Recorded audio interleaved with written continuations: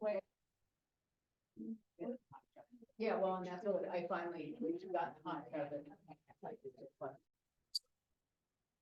All right.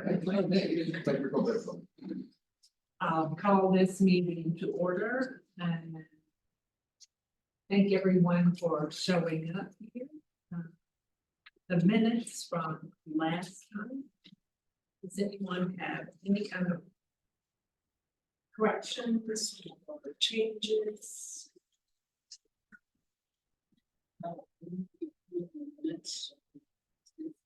Submitted.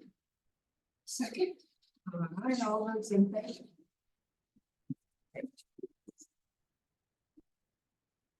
Public comments, I don't think there is anyone here or on Zoom for public comment, so slip past that one. And Greg, you are up. All right. Well, good evening, everyone. Good to see you. Just kind of going through high level from the report I sent in, scheduled the big event that happened this past month was we got the plat map finalized and recorded and closed on the PSA. So EPO officially owns the property. That also released our building permit so that we could start construction on the central library building. We had grading permits that let us do all the grading work and site utilities and get everything prepped. It's really let us take it on there. So from an overall schedule standpoint, Redmond is tracking to our schedule. Sun River's tracking to the schedule. There's no changes to the schedule in the report. Summary. Where we are studying right now is what was the effect of on Central Library getting the permit. That did push out the start of building construction. So Kirby and ourselves are analyzing that and looking at any options possible to minimize any time in. As we do that, we look at it from a cost standpoint of kind of a real feasibility of how feasible is it to accelerate the work, and are we truly gaining on the end? It's a big, complex building, and so we also want to make sure that we're not pushing the contractor too much to where it's like we're trying to accelerate so much that there's no wiggle room down the road. Because we know as we build a building like this, we'll face those challenges. Current plan is to complete that evaluation and have it up at the July board from a schedule standpoint. Everything else, so like I said, it's running fairly well. Sorry, more technical difficulties. Should I hold or are you? If you recording? just, yeah, I'm recording just a second, trying to get the owl to work. Okay. I'll wait. It doesn't While seem. we're waiting, the permit, 6 weeks. The actual permit. So that's what we're looking at. As Kirby looked at it, it kind of shifted some work. How they work through the holidays. And so they were looking at a potential up to 2 months or right about eight and a half weeks. So some of that I think we can easily recapture. I know that means we would pull all that. Yeah. What it affects is it affects central, but it also affects downtown. Because downtown follows central in our sequence. Right, just like you create a financial contingency, do you have some sort of timing contingency built into the schedule? There is a little bit, but not as much. Within from when we get done with construction and then when we get done with our FF&E, and then there's also a phase for operations to move in and get set up. When we rebuilt the schedule, we really spread those apart because and did overlap. So there's a certain amount where you can overlap some activities to help bridge part of that. And what we did is we said, okay, we're gonna start out with no overlap. And that helps to create that time contingency. Ideally, we don't wanna do that if we can, if we prevent that. When you start stacking, it just, people have less elbow room in doing their jobs and makes it tough. It's really tough on staff. And that was our experience because we stacked a lot. I had sisters on the front. So something we will, our goal is to avoid that percentage. Small things are easy. So that's really kind of where we're at on the schedule overall. And once we got that permit, Kirby has been going to town. As some of you got to see when we were out there yesterday. They had more concrete pours today. I was out there and it looks totally different than what you would have saw. Where we were able to walk through, you can't walk through it at all because they dug more footings. So, which is great to see, great progress. They are moving quickly. So, on a budget standpoint, as you saw, there was no budget adjustments. The budget remained static all the way through. I do look at it every month and evaluate it. There was just no reason to make any of those adjustments. In the budget report, the one thing that does change every month is what's been expended and what's been committed. So as we commit a change order, or a contract, or a purchase order, or something changes commitments, and then each month with payments. So those are changing every month as you go through there. And same with the permit and fee document that's in there, what permits and fees were paid show up. They were so small that it doesn't register as a big change this month. So, that's what's going on with the budget. Budget activity that's going on right now is downtown Bend is being budgeted by Kirby at this point for the first design phase, schematic design phase.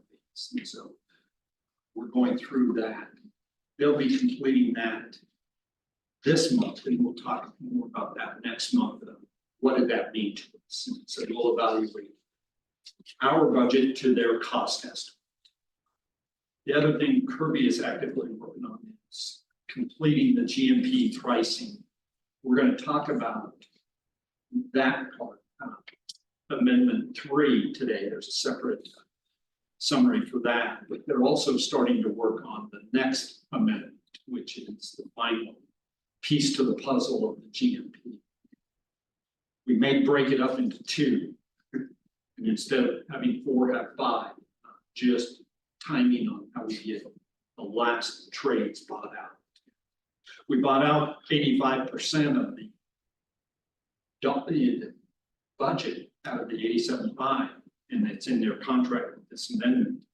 But when you look at it in the number of subcontractors, we bought out about 30% of the subcontractors. We have a whole bunch of small ones now. And so they take a lot of time because you have to analyze them just like you do a big contract. There's a lot to it. And when they're all said and done, they'll have about between 50 and 60 subcontractors on this project. So quite a few. So that's what's been going on with the budget and procurement. Like I said, it's really the one that we're going to talk about today is Kirby's big one. We have one small one for our shelving guy on Redmond that we'll go through. But the insurance and the other issues are really kind of moving right along and the changes from a design and standpoint. On Central Library, we're finishing up the shelving design right now and progressing with our furniture design and early learning designs. The building design is well along. Our second building permit, our main building permit, that is back at the city in second round of plan check. We expect to receive those comments from this review in early June. The city's told us around June 10th. And then we'll address those comments, and the third submittal, that's basically when we're getting down to the final little things, little questions that they have to issue us our permit. We're planning to receive that permit in late July, or somewhere in August. Seems to be tracking pretty well. Haven't had any big surprises with the city on the plan check process, so. I think our design team has done a good job in developing a set of plans that we could build from, but also get permits. So, that part is progressing well at Central. The Redmond, Sun River, there's really no activity per se. It's just getting everything built, made, and installed. So from a design standpoint, they're very close. Downtown Bend, so like I said, the schematic design phase, they issued us plans here in May. So it just wrapped up, and so we're starting to go through and look at those and review them. And we'll be talking to you guys about that in June. The architect is going to come in and do a presentation of that design. So we just got it. We're going through and putting comments together to get it back to them. They'll be prepared. Presentation and see where. Let's see what they come up with. Like I said, that's also what Kirby's working on from a budget standpoint and doing a cost estimate. So this is our first real test. We had conceptual estimates prepared 2 years ago when we did the very initial concepts. And when I did that last round of budget updates, we put more funds into the construction to help deal with cost escalations, inflation, and that, just anticipating that we're going to see some of it because we know over the last 2 years, it has really hit us hard. So this will be a good test to see where we sit, how's our budget as compared to our design. See where that's going. So really nothing else there finance wise. Draws are being processed and paid. There's nothing really surprising or unusual there. So. And then the activity, photos and videos and drones. Questions? I have a quick question on the sisters look intervention. That HVA system was designed from the beginning of the curriculum. Now we're having to redesign that. Yeah, so when we originally started and we did those designs, we decided, hey, we're going to reuse the existing control systems. And so that was what the design was. As we continued through the overall design program for all of the projects, one of the things determined is that we really wanted a mechanical system control and lighting controls that are consistent throughout the district. And we realized we were gravitating to one particular system. And for HVAC, it's the Allerton controls. And they're a much more sophisticated control system.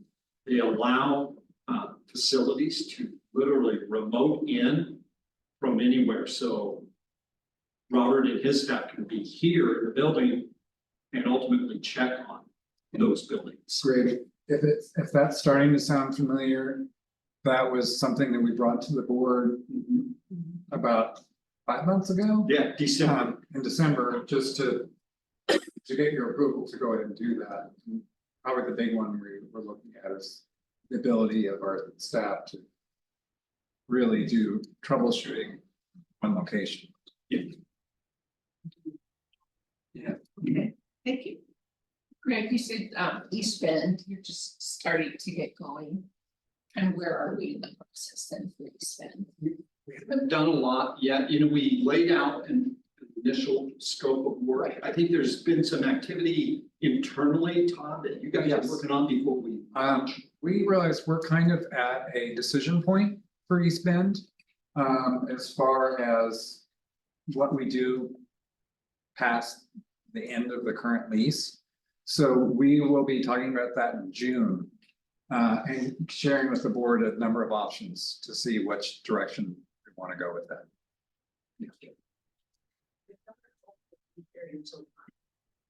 To go over the designs, that's the date. June, it should be June, because they're also, they're here for 3 days. The in-service work. In service as well.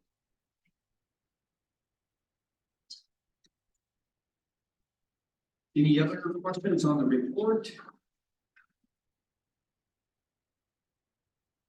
Not, I will go ahead and move forward into the summary. So the first action item is the approval for Kirby's Amendment 3 for the GMP, and this is just the next major piece. And so, like we've done 1 and 2, 3 brings in another large group of subcontractors and costs that were put out a bid, and it's all based on a specific set of documents. So this is rolling that in. Attached to the written summary is, there's a spreadsheet that's in there that shows what was in Amendment 1, what was in Amendment 2, what was in Amendment 3, or is in Amendment 3, and then what will be bid out. The remaining is out being bid right now. And so this, what it does is it brings Todd's authorization level up to the 74,856 and change number, which is the amount that would be Kirby's contract. Questions about, I didn't go through the specific trades that they're buying out, but we'll gladly cover any of those. There's a motion on Amendment 3. I move to provide the library director with signing authority up to $74,856,784 for the KNCC Central Library Construction contract through GNP.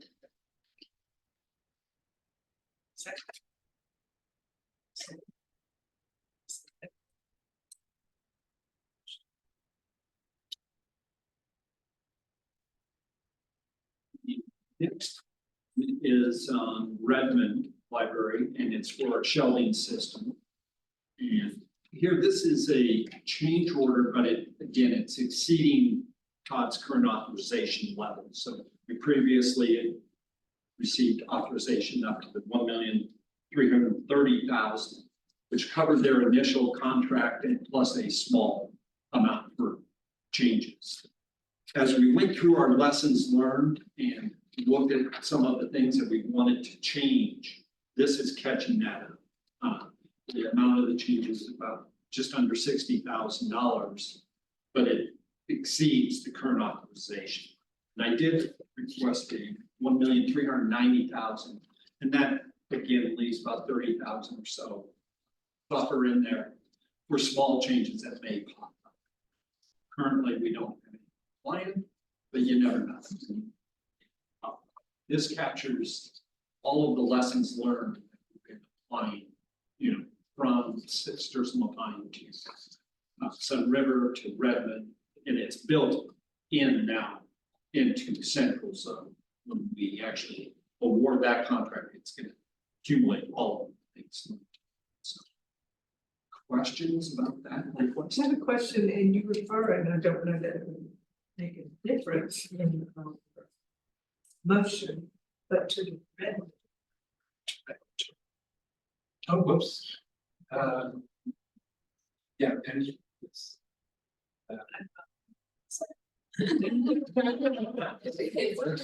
And then it's right after recommends it's. Oh, okay. Yes, I would struggle.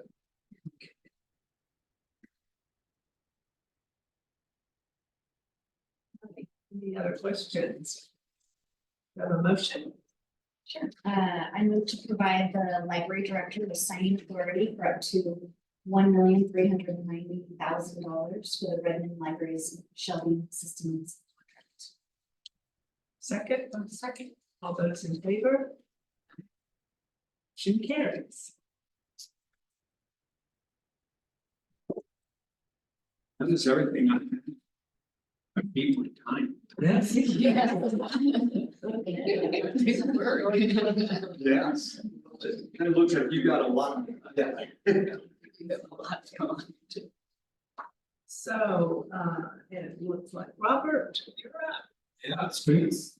Hi, everyone. Just want to make sure you, okay. Yes.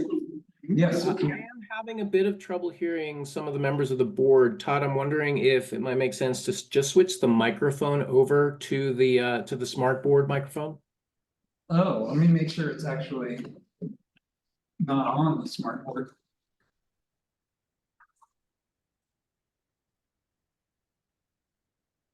Oh. All right, how's that? Is that any better? I mean, it sounds good for some people, but I think like positioning, it was picking up some people and not others. And it was on the wrong one. I just switched it to the owl. Is it Okay. sound? It sounds okay now. So I may ask some folks to repeat if they have questions and I can't quite hear it. That's all. And my apologies for not being there in person. Okay, I am ready to get started. So I know that you have a lot on the schedule, and as a result, I will try and keep to time like Greg just did. It's time for our review of the third quarter's financials. So this is everything from July 1st all the way through to March 31st of the current fiscal year. For our newest board members, our quarterly financials have a pretty consistent structure. So I'll kind of walk through the structure and then some elements of the report, and then we'll take some pauses at various points to address any questions that anybody may have. This first page of the report is our cash reconciliation. So we report on both the cash position and then the modified accrual. Basically, we look at any of the short-term cash outflows and inflows and work that into the overall modified accrued fund balance. And then we compare that against each of the various funds that we manage, as well as the roll-up, just to make sure everything ties out together, and also that each of those balances seems to make sense based on where we're at in the fiscal year and what's going on. So yes, do you want me to bring the documents up? That would be wonderful. Thank you. I will do that. So the first thing to mention is that we manage 5 different types of funds. The general fund is where most of the activity that you'll see in our financials takes place. That's all of our operating money for managing the day-to-day operations of the library district. The next type of fund is our reserve fund. So not a ton of activity on that other than things that are identified in a specific budget for a particular fiscal year. So that one stays relatively stable from quarter to quarter. The next one is actually a basket of funds. These are our grant funds. So we manage multiple grants under the Fund 200 category in our system. So it covers things like the state library ready to read funds, as well as a few other smaller grants and foundation funding as well for things like Novel Idea. And then we have the Bond Capital Fund, which is a fund that was set up when we issued the bond after the bond measure passed. And that's where we're managing all of our transactions related to the building projects over the next few years. So that fund in particular, we expect to see that balance steadily decrease over time, and that's something expected and as I say, understandable. And then that last category is the debt service fund. So this one, again, along with the bond measure, was a vote for the taxpayers to accept an additional tax assessment that would go towards servicing the debt of the bond issuance. And so that particular fund, we see over the course of the year increase and then decrease based on the semi-annual interest payments and the annual principal payments against the bond debt. The big categories here are that, like I said, all of those different cash positions in our various accounts where we hold cash, and then the various receivables, payables, and other areas where we see short-term flows of cash in and out.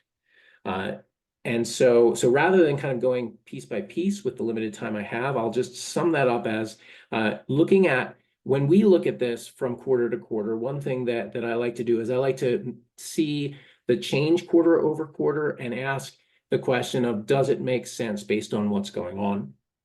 If I look at that bottom line of $188 million and the sum total of the modified accrued balance, that's about $5 million less than our position 3 months ago. However, that kind of corresponds to what we know happened between January and March, which is we had our normal operating expenditures, we had construction-related expenditures in the bond capital fund, and also Q3 is one of our lowest quarters for tax receipts for cash inflow. So the big tax turnover happens in November, so we see a pretty large uptick of on the cash position in the Q2 report. And then it comes back down in Q3 based on spending trends. So this is one of those places where I'm going to pause because there is a lot of information here. But if there were any questions you had about anything that jumps out in the numbers here, we can stop and address questions.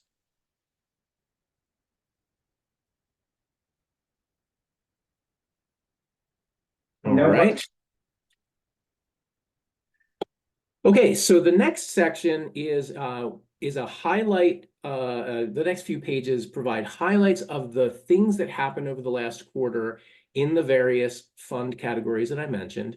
It also serves as a kind of a set of guideposts for understanding the data pages on the back of the back half of this report. So along with these highlights, you could really find each of the fund reports if you kind of flip back and forth and look in your printed copy or in your soft copy of this. So I'll walk you through the highlights. And again, if there's any categories that you wanted to look at, we can look at the specific data in the reports as well. In general, if everything were running in a linear fashion, both in terms of resources and expenditures, we would expect to be 75% of the way through the year. So 75% would be a good benchmark for how much cash we got in and how many expenditures we had coming out. Of course, life doesn't work that way, so we spend a good bit of time trying to make sure that everything that doesn't correspond to that 75% mark at this point in the year makes sense. And so for example, when I look at resources, we're resourced at 102% compared to budget to actual. However, there are a few reasons why that's the case. The first is that the fund balance that we started the year with was higher than what we projected we would start with when we passed the budget, proposed the budget, and then adopted that number. So that made a difference right there. The second thing is that tax receipts themselves are on track with budgeted revenue. However, as I mentioned, Q2 is really where you see the vast majority of those tax receipts. So you really don't see like a straight line in terms of every month being the same amount of tax receipts from the tax turnover. Second thing, or the third thing, is that for the last few years, interest rates for the money that we hold in the LGIP account have been higher than what we anticipated in our adopted budget. If you did any kind of side-by-side comparison with the proposed budget that Todd has put before you for the coming year compared to what we projected for interest this year, we've increased it. And this is like the third straight year where we've done what we thought was a pretty drastic increase. And still we end up coming in lower than what the LGIP comes back with for interest. That's a good problem to have, but that's one of the reasons why the resources are high. And then the other things are we do have a few items that we receive funding for at the beginning of the year, and so that we kind of start the year with a little bit of a boost above the starting line for that. So for all those reasons, resources are coming in higher than 75%, but all of those are reasonable. And in fact, we're on track to essentially be resourced at the level that we anticipated if you take out that underestimate of the fund balance. So all of the actual funding sources through the year are tracking pretty well. The second thing I'll mention as we scroll down is expenditures. So expenditures, you can see, are overall in the roll-up running at about 64% of what was budgeted. I did a little bit of looking before this meeting, and we're still pretty much on par for that in terms of underrunning on the overall expenditures in the general operating fund. And so I anticipate by the end of the year, we will probably have underrun by about 10% below the budgeted expenditures. Again, that's not a terrible problem to have. It's within a reasonable range in terms of, did we get it right in terms of where we thought we would be? And of course, it's way better than being right at the limit of the appropriated amount and worrying about overrunning. So there was a little bit of margin built into the budget that was proposed and adopted, and that's bearing out in the way that we're running the actuals. Looking at the details there, so we start to ask ourselves, are the places where expenditures ran above that 75% line reasonable? Are the expenditures where we ran below 75% reasonable and expected? So for the ones that ran high, there's 4 main categories. Auditing, and this is one that we've talked about for the last few quarters because it became apparent in Q1. The audit for fiscal year 22-23, which is the one that we include in this budget here. That audit ran quite a few more hours than we anticipated because of the introduction of several new regulations out of the General Accounting Standards Board, the Government Accounting Standards Board. And as a result, we just spent quite a bit more time, both with the auditor and with the CPA, trying to make sure that we got everything right for that audit. So there were additional hours that we didn't anticipate. You'll see in the upcoming budget, we've actually increased the budget specific to auditing to address the additional hours we're anticipating this coming year for the FY 23-24 audit. Buildings and grounds, this particular year, and in fact in Q3, we had a pipe burst at Sisters.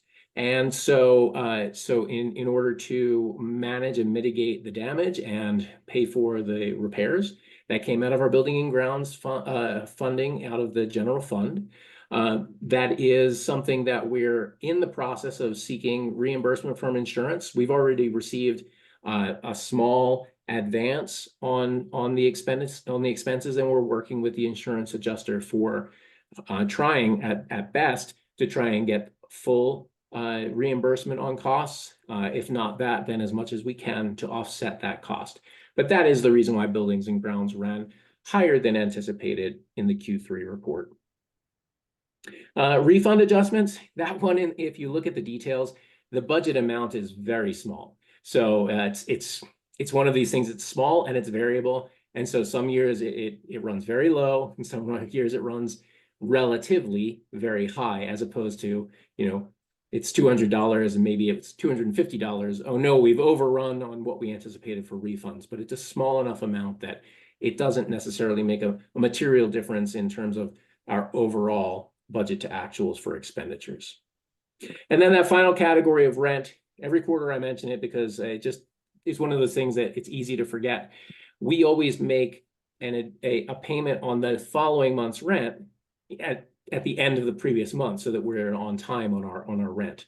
Well, what that means in terms of the report is it shows up as an additional month of rent payments relative to that percentage. So it's actually a category that we would never expect to run proportionate to the date that we run the report. It's always got that extra month of data in there. The next one is the expenditures that ran below 50% or 75%. And in each of these cases, it's really categories that are highly variable based on need. So in this particular year, it's a lot of these expenditures just ran lower than where we budgeted it. but it's good that we had that budgeted for those situations that may have come up in the year to cover those. And each of them are fairly small categories, more or less, that overall they start to add up, but each of them are not unreasonable in terms of where we are right now. The last thing I'll mention is capital outlay. Capital outlay has 2 or 3 big categories in there. Facilities has some capital outlay where we saw expenditures related to the repairs for the maintenance and upkeep of the administration building. IT is a place where we have capital outlay every year, and it's usually relative to the planned purchases in computers and equipment to make sure that all of our staff IT and building district related IT is up to date, and basically we're rolling out things that have become obsolete and bringing into the system newer, better equipment there. And then moving on to the other funds, each of them are running fairly reasonably, and I can kind of roll up all 4 of them in terms of they're running higher than anticipated interest revenue for the same reasons that we talked about for the general fund. The expenditures are landing pretty much where we expected them to be right now. And then the other thing to mention is that we've received all of the additional funds anticipated at or below the appropriation. So we're really on track here for all of these items. The last one I would mention here is that last category, debt service fund. So we received almost all of the resources, and we expect to basically be either at or very close to 100% resourced in debt service fund, which is good because that's helping us to stay current with our debt obligations. The expenditure is kind of run based on those semi-annual payments, like I mentioned. So you really only see it jump up in the Q2 report and then in the Q4 final end of year report as well because of the December and June payments. Okay, so this is my second pause to see, were there any questions about the details on any of the fund expenditures or budgets to actual? All right. Okay, this last one is, again, a highlight page for the information in the actual dollar amounts on the back page of our quarterly investment report. So 2 quarters ago, the board adopted a new investment policy that includes regular reports to the board on the state of our portfolio, how it measures up in terms of compliance to our investment policy, and then any anticipated movements of those investments either into money into those funds or out of those funds for use. In general, what I'd say is looking at this every quarter for preparing the report, things are very much on track with a very conservative portfolio that does what we set out to do, which is to get us slightly better return than if this same cash had stayed in LGIP uninvested, and yet it didn't devote funds that we couldn't afford to have out of circulation for a 3 to 6 month period. So in other words, really we try to hold things to about the level of our unappropriated funds for the year to make sure that we never were in a position where we didn't have enough cash to cover all of the expenditures that we anticipated for that same period. We're continuing that practice through this, and we've reached the point now where some of those initial investments have come to maturity, and we're looking every month now at money management. So now that's become the real focus. After we set up that initial basket of investments, now we're making sure that at each decision point, as things come to maturity, where are we at in terms of where we thought we would be according to our model? And then do we need this investment for liquidity in order to cover outstanding obligations or anticipated expenditures?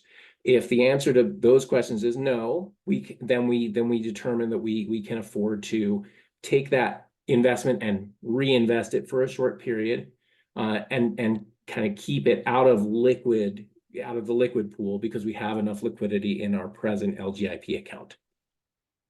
So in terms of money management, we're looking at cash flow for the projects.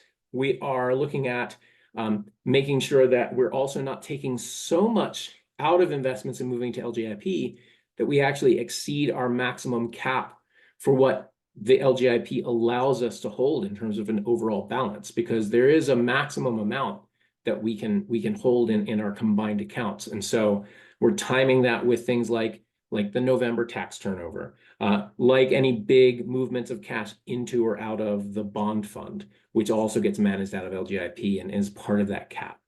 And then, of course, we're also taking a look at rates of return because the market conditions change over time. And so we're looking at what are the options today and how do they compare to what the rate of return would be if that cash stayed in LGIP?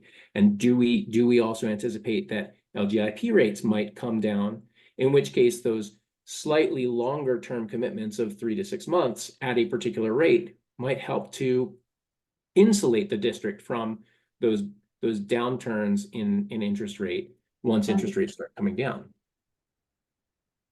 So we do maintain 2 portfolios, and you can see those in this highlight report. One is related to the capital project, and that's the one where we would anticipate that the money will steadily keep coming down. So as investments mature, we're moving them in general over to LGIP. That said, at some point, we do make those same decisions about, are we hitting that cap in LGIP? Do we need to look at something like a short-term investment on some of the money that's coming to maturity out of a 2-month or 2-year bond?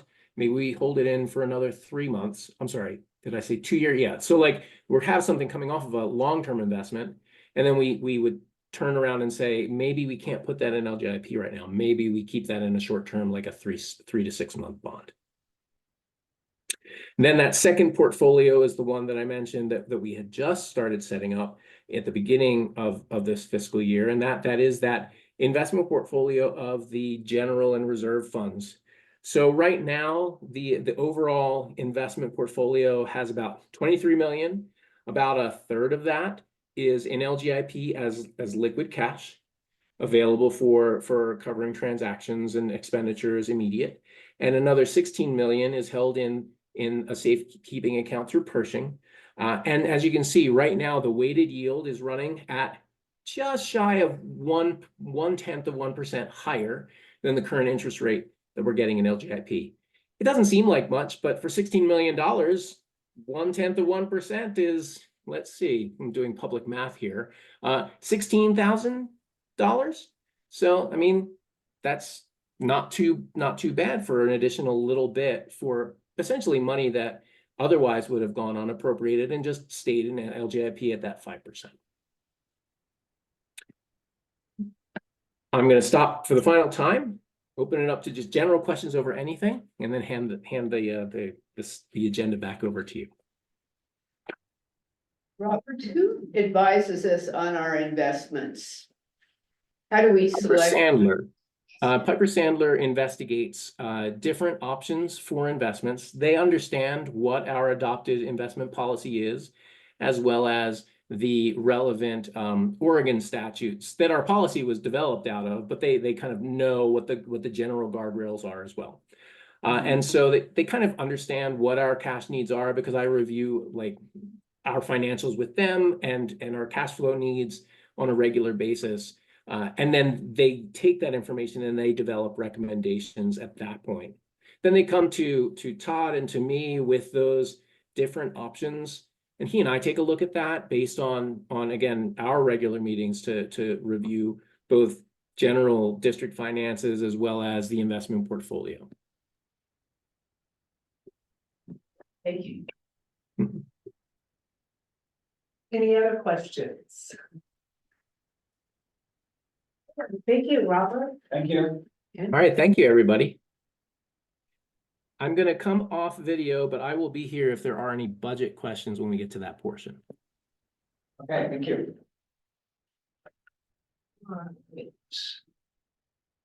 This one. So we're down to library meetings. Well, the big one, my big apologies, Bunny, we had the groundbreaking. And that's the one that I forgot to invite everybody to. So I'm glad A lot of you made it. That's what it looked like, Bunny. Your shoes would have been very dirty.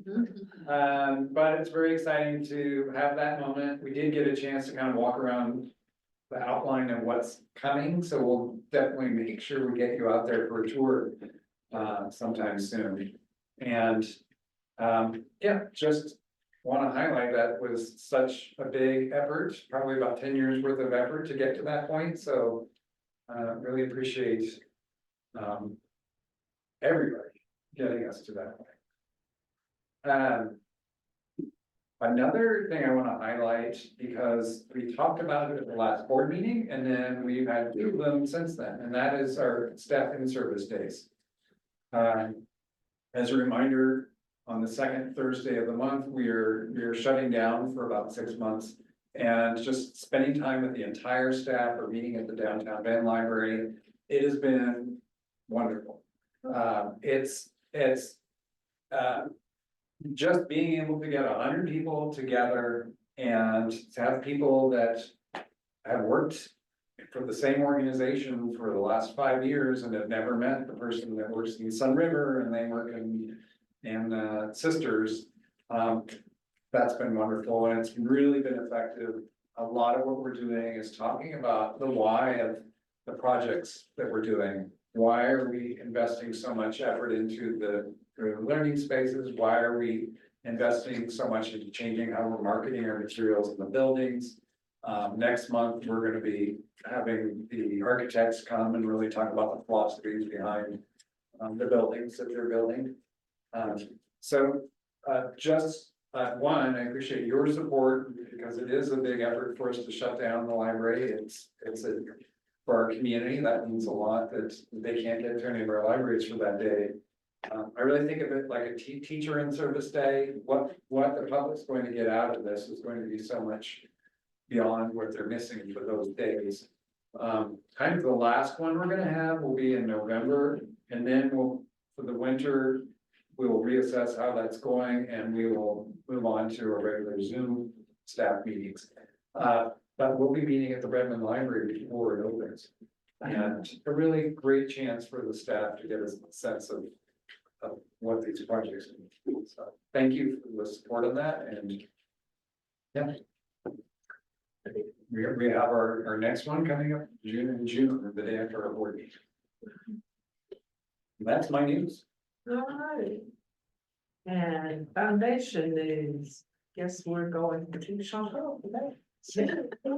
We had, our board meeting that last week. Yes. I think it was.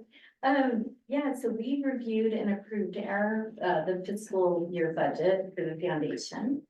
And, I haven't given much of an update about our capital campaign because that has been somewhat what we call a quiet campaign, but we've gotten to a point that we're, feeling pretty successful with this thus far. We're about halfway to our goal.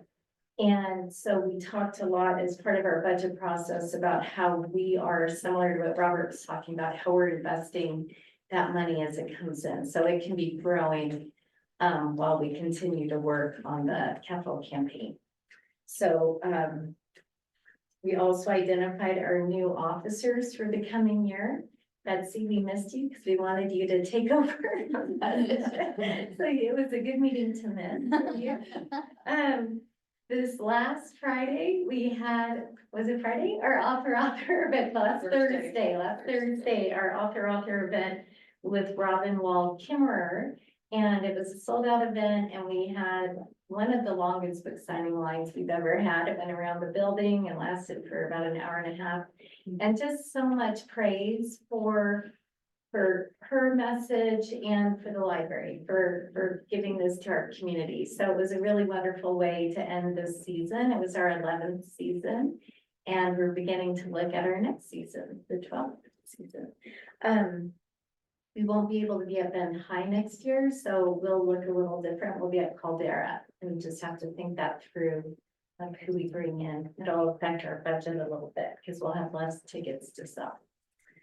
And we do have a fundraising event coming up this next week. And again, this is part of the capital campaign, and we're partnering with Todd and Lori Taylor. It's going to be at their home. They chose who would be coming to this event.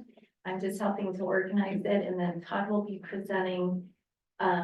I'll be presenting with some of our co-chairs of the capital campaign, and then we have John Grade, the artist who you all, I think, met and saw some of his beginning vision of his work. He'll be there as well. And that's the person I was thinking of for July. He'll be at your July board meeting. Not Miller. Miller will be in June. John will be coming back in July to share his vision. I think that's it. Anything about novel idea as far as board members? Yeah. Novel Idea. So Novel Idea is coming up soon on June 1st. That Saturday is a really busy day for the library. It's Pride Week. It's the kickoff of the Summer with the Library program, and it's our main event for a Novel Idea, all on that Saturday, June 1st. So check our calendar and we hope you can participate. But yeah, so we have tickets available for you board members to attend a Novel Idea. That evening, it starts at 6 o'clock at Bend High, and we also have reception tickets if you would like to attend the reception, which begins at 4 o'clock on June 1st. So maybe email me and let me know, and I'll get those to you. Something I mentioned to Todd that I missed, I just thought about it when I was at the Kimmer event, Yeah, is that we didn't have anyone signing an ASL person. Have we ever thought about that or? yeah. Actually, yes, and we've used Erin before at a few of our events. Not on a regular basis for author, but on a few, and also a couple of the Novel Idea. But that's a really good point, and something we should probably make just a standard. Yeah, good point. Good. In the critical communication, means that we have not. I did not identify any from the discussion points yet. So yeah, we're good. Self-review. Want to take a quick self-review? Yes. And Good meeting. I appreciate Greg's report. Even though it was short, that's an indication that everything's on target, things are going smoothly. So I appreciate that. And Robert's as well. He's always got, good numbers, good explanation. And Todd, thank you for sharing about the staff meeting. I think that's really important overall for everyone to be able to work together in a larger group. So thank you for that update. Bessie. Is this self-review of meeting kind of like good of the order? Or just general comments about how we're feeling? It's That's more what in it seemed like last relationship time. to That's all I whether was we're thinking. we're adhering to Carver principles, but also kind of,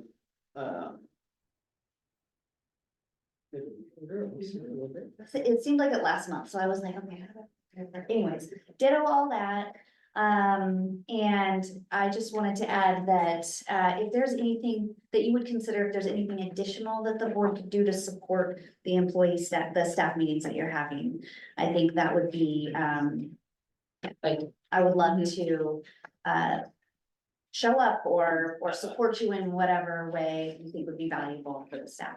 Well, since you mentioned it, I'm thinking about having a time when we have board members there for one of the sessions, just so that people can kind of just get your sense of how it's going and answer questions, so. I think there can be a lot of value in that Yeah. sometimes. Also let us see. Oh, yeah, that's good, yes, yes, That's my contribution. thank you. yeah, everything that Ann said. I thought the reports were excellent and we moved through them efficiently. And I also really like to commend you on the staff meetings. I know it's always hard to shut doors to do a function like that, but you know, their staff is at the front line of answering questions about what we're doing and why we're doing it. And if they don't have that information, it's gotta make their job incredibly frustrating. So, I think that this is really good for people getting to know each other and to be able to share ideas and experiences throughout the district, but also to just get the information they need to field questions and to do their jobs. I mean, the same way, ditto what's been said, great report, great, you're really getting it down this one. And, yeah, I think that your suggestion about the word being a part of that, I think that would help, not only the staff. So, they're great idea. And I just want to highlight, as I should say, for every time I say something that we're doing, that's always somebody else, not me. And so we've got our very dedicated staff working very hard to make those things happen. So just highlight that. I'm one of the lucky people that shows up and gets to participate. Yeah. We have a great day. Okay, then I will adjourn this. And we will start we'll take a little break to, before we start.